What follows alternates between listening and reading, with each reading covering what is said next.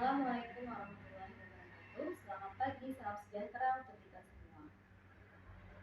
Pada kesempatan kali ini, saya memperkenalkan terlebih dahulu nama saya, yaitu Cut Multahada SPD MPD.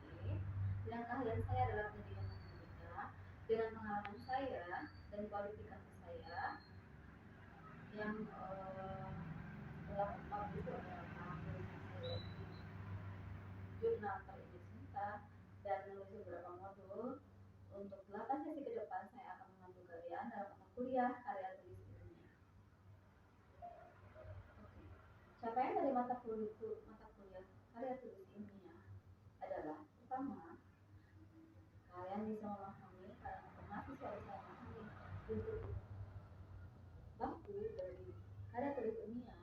Dan kedua, kalian bisa mengaplikasikan bentuk baku dari karya tulis ilmiah itu dengan cara membuat karya tulis ilmiah, dan selanjutnya mempublish karya tulis kalian di jurnal minimal terindeks